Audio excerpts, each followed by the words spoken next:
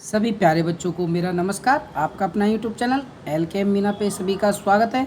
तो प्यारे बच्चों, आज की वर्कशीट हमारी शिक्षा निदेशालय की तरफ से दी जाने वाली कार्य पत्रक संख्या 87, विषय हमारा विज्ञान और ये कक्षा 9th की वर्कशीट है। यहाँ पे सभी बच्चे अपना नाम लिखें, यहाँ पे अपने कक्षा अध्यापक का नाम लिखेंगे। आज की तारीख हमारी 17/2/2021 और दिन हमारा है बुधवार का। तो ओके स्टूडेंट, तो आज की वर्कशीट में हम जीवन की मौलिक इकाइयाँ जो होती है तो उसी को हम पुनरावृत्ति करेंगे, क्योंकि ये वर्कशीट आपकी पहले भी आ चुकी है। तो सबसे पहले मौलिक इकाइयों में जो जीवन की मौलिक इकाई होती है तो उसमें सबसे मेन चीज़ है वो होता है बेटा केंद्रक। एक कोशिका का केंद्रक कोशिका के बहुत से कार्यों को क्या करता है बेटा, नियंत्रित करता है। जैसे आनुवंशिक संरचना, कोशिका विभाजन, कोशिका वृद्धि, DNA, RNA, राइबोसोम का उत्पादन, प्रोटीन और एंजाइम संश्लेषण करना। तो ये सभी कार्य किसके होते हैं बेटा, ये केंद्रक के होते हैं।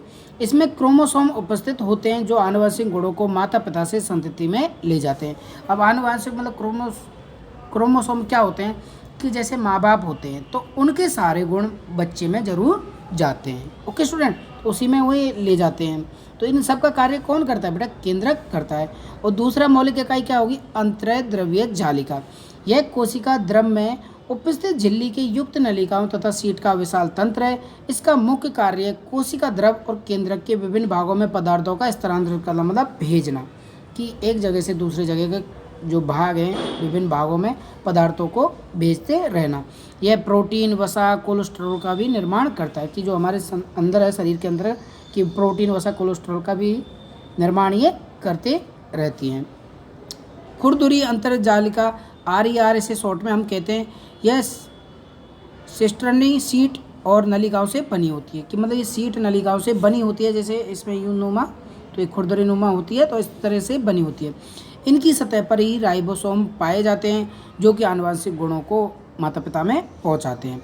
और एक दूसरी होती है बेटा जालिका, इसी के अंतर्गत ये अंतर्द्रव्य जालिका दो प्रकार की है, एक खुरदरी और एक चिकनी।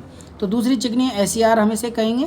तो इसमें राइबोसोम नहीं होते, यह मुख्यतः नलिकाओं से बनी होती है, कि नली नुमा, और ये बनी रहती हैं ओके हमारे शरीर के अंतर्गत। आगे हमारा है गोल्जी। बेटा ये भी हमारे शरीर में मुख्य मौलिक इकाई है।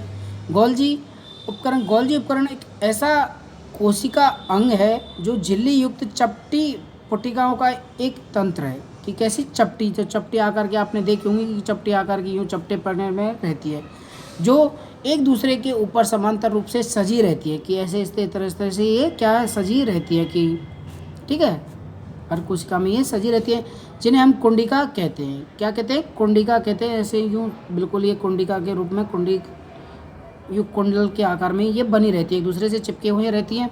जो अंतर्द्रव्य जालिका ER झिल्ली के संपर्क में रहती है, मतलब इनके पास में टच रहती हैं। इनका मुख्य कार्य पदार्थों का संचयन, रूपांतरण और बंद करना होता है, कि जो भी पदार्थ है उनका संचयन करना, रूपांतरण मतलब उनका बदलना, और बंद करना मतलब उनको, मतलब भाई इनका कार्य अब हो चुका है तो उस टाइम उसको बंद कर देना।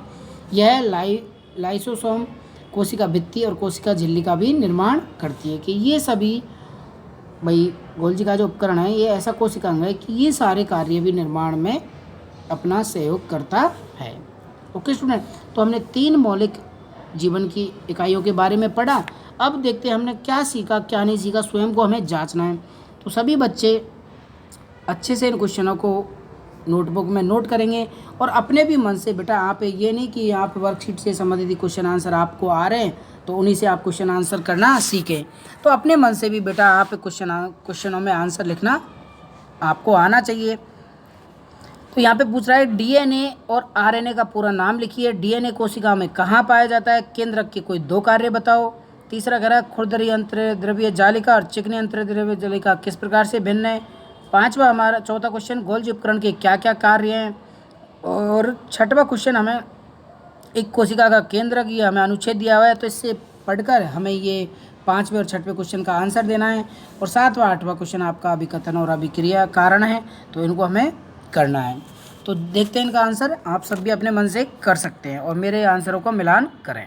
तो पहला क्वेश्चन था हमारा कि DNA RNA का पूरा नाम लिखिए, DNA कोशिका में कहाँ पाया जाता है। तो बेटा DNA का मतलब तो होगा डीऑक्सीराइबोन्यूक्लिक एसिड, डीऑक्सीराइबोन्यूक्लिक एसिड, ठीक है। तो ये DNA की फुल फॉर्म है इंग्लिश में। और आरएनए का होता है राइबो न्यूक्लिक एसिड। ओके, और ये डीएनए कोशिका के नाभिक में पाया जाता है। तो इसमें 2 क्वेश्चन हमारे बन रहे थे, इनकी फुल फॉर्म हमें पूरा नाम बताना था, और ये हमारे नाभिक में पाया जाता है, कोशिका के नाभिक में ये पाया जाता है। ओके बेटा, क्लियर। अगला क्वेश्चन हमारा, ये बेटा हर बार आपको एग्जाम में पूछा जाता है, इनके नाम याद कर ले और ये कहाँ पाया जाता है ये भी आप याद कर लेंगे। अगला क्वेश्चन हमारा है कि केंद्रक के कोई 2 कार्य, तो हमने वर्कशीट में भी अच्छे से पढ़ा केंद्रक के 2 कार्य क्या क्या हैं। तो ये एक तो कोशिका में वृद्धि करता है, और डीएनए और आरएनए और राइबोसोम का उत्पादन भी ये करता है केंद्रक।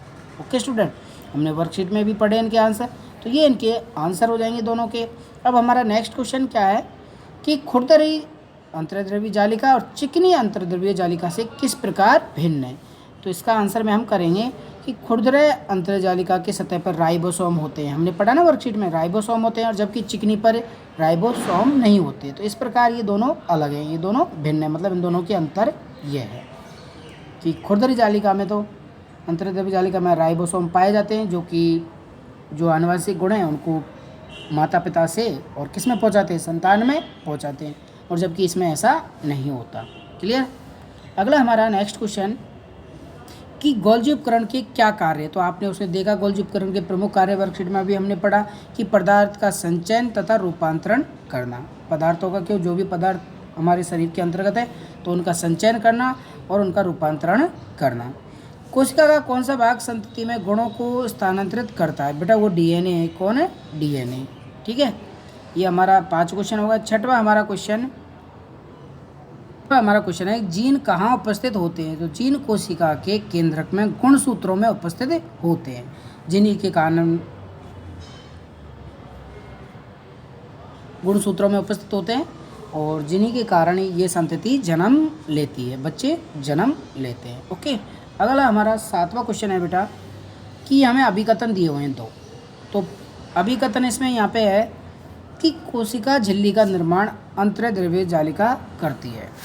कौन करती है? अंतर्द्रव्यीय जालिका करती है। और दूसरा हमारा कथन है, कारण है इसका, अंतर्द्रव्यीय जालिका प्रोटीन तथा लिपिड का निर्माण करती है।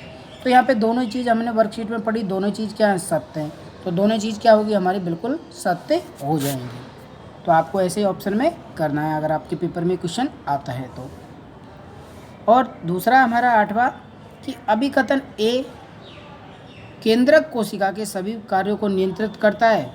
नहीं भाई, सभी कार्यों को तो कैसे नियंत्रित करेगा, ये गलत है।